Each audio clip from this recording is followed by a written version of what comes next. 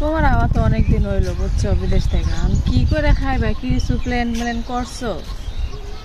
না কি করে খামো, দোকান টোকান দিতে হবে আর কি, চায়ের দোকান দিতে মানে একটা কি, যদি যেতে না পারে বিদেশ চায়ের দোকান দিয়ে এই ঢাকা শহরে সংসার চালাইতে পারবা? এখন কি করে খামো এখন তো ধরো যে 17-18 বছর ধরে ধরে বিদেশ করে অভ্যাস, এখন দেশে তো আর ব্যবসা করার মতন টাকা পয়সা নাই যে ভালো কিছু ব্যবসা করবো। দেখি একটা চায়ের দোকান দিয়ে দেবো, দেখা গেলে চায়ের দোকান দিয়ে চেষ্টা করবো সংসার চালার। তাছাড়া তুমি আছো, আমি টেনশন করি না এতটা, বুঝছো?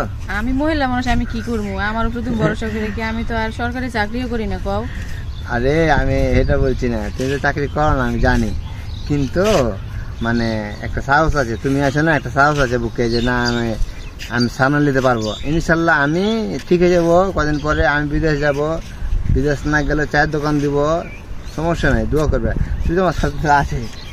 চায়ের দোকান দিয়ে কিছু করতে পারতা না বুঝছো? তুমি কিছু টাকার ব্যবস্থা করো তোমার বন্ধু বান্ধব কি আত্মীয় স্বজনের কাছে। হাসতে দেখে শুনে আটো কি অবস্থা? কি করবো, আল্লাহ আল্লাহ এখন ইয়া করে দিয়েছে।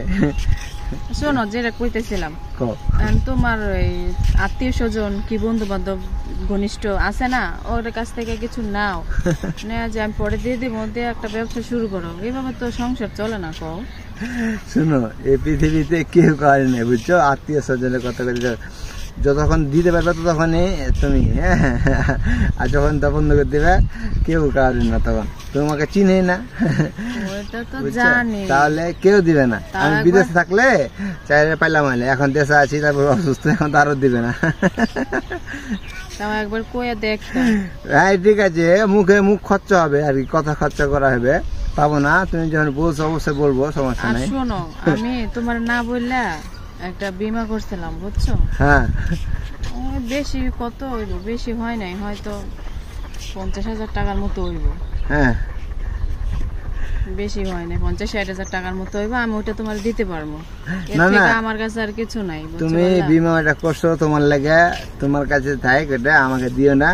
আল্লাহ রিজিকের মালিক, আল্লাহ ব্যবস্থা করে দিবে, আল্লাহ। সমস্যা না, ওইটা আমি কি করবো, আমি সংসারের কাজেই তো লাগামো। নিবা নিয়ে তুমি একটা কিছু করো। আচ্ছা সমস্যা নাই, যাক না কদিন, তারপরে সুস্থ তো অনেকখানি হয়ে গেছি ইনশাল্লাহ।